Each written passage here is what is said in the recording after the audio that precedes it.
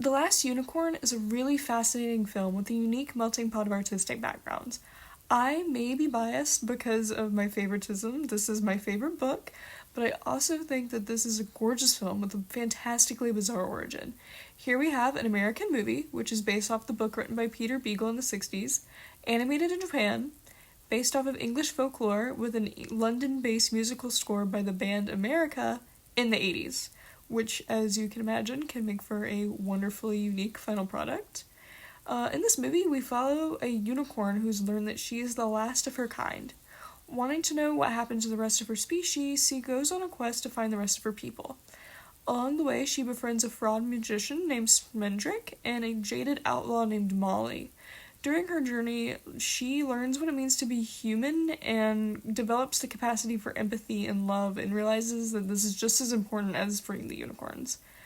By the end of the film, she is no longer the last unicorn, but she is the only unicorn to feel love or regret. What's arguably the most special about The Last Unicorn's artistic background is that it was animated by Studio Topcraft, which some of you may know as being the precursor studio to Ghibli. Now defunct, it was responsible for iconic production and animation for films such as Nausicaa, Valley of the Wind, the 1977 Hobbit, and episodes of Lupin the Third. Because of this, The Last Unicorn has a really unique status of being a pre-Ghibli movie.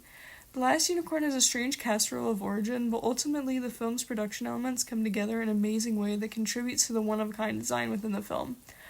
Another more obvious inspiration behind the art direction of The Last Unicorn are the early 1500s unicorn tapestries, which we see multiple references to throughout the film, such as in the medieval shapes and in the title number.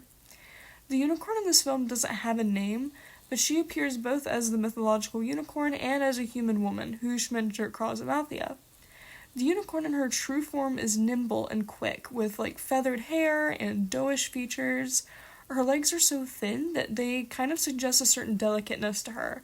In the film, she is said to move with a kind of grace that is impossible to other animals.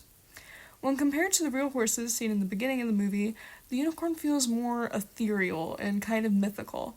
Her eyes come across as human and at times heavy with the knowledge of the world she lives in.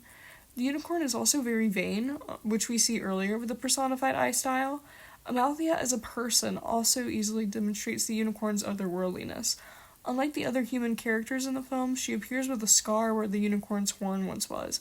Her eyes and hair are unnatural not only in the color, but in their movement. When compared to Unicorn's earlier burden of wisdom, Amalthea now looks really out of place and confused in her environment as a human girl. There are two scenes within the film where the unicorn faces off against the Red Bull, the secondary antagonist of the movie. The first time, the unicorn is defeated and transformed into a human by Schmendrick. The second time, the unicorn is victorious and her people are freed from the sea. I mention both not only to emphasize the use of color in the first scene, which I'll be exploring later, but to highlight the difference in color between the two. The unicorn's magic is represented with the color blue throughout the movie. The unicorn's obviously is red. The color red is an overwhelming presence throughout the first scene, and it washes out the unicorn. It kind of turns her pink. She appears weak and minuscule compared to the all-encompassing strength of the Red Bull, and it ultimately overwhelms her. The only hint of bright blue is seen in the magic that's sent to save her life by Schmendrick. In comparison, the second scene, we see the unicorn keep her confidence. She's invigorated by her need to protect her friends, and the unicorn drives the Red Bull into the ocean, all while really retaining her color palette. The use of red flees the scene, and dark colors are replaced with blues and dazzling whites once the unicorns escape the ocean. Given how parallel the two scenes are, it's really notable how much of a night and day difference color makes between the unicorn's defeat and the unicorn's victory over the Red Bull. In these storyboards, I tried to isolate what made the first scene with the bull different from the second. The use of dramatic shadows, the lighting, and the close-ups portray the scene as hopeless. Interestingly enough, this is also the only scene where the unicorn actually seems to give up. She doesn't really appear like some kind of fabled figure here. We understand that she is just like all of the unicorns before her, and that if not for the unicorn allowing for herself to know friendship, she very well could have ended up like all of the other unicorns that were driven into the ocean. With all the analytics out of the way, I'd personally just like to say that I hope somebody watching this gives The Last Unicorn a watch, or chooses to read the book. Knowing this movie as an adult, it's just a completely different watch than knowing it as a child.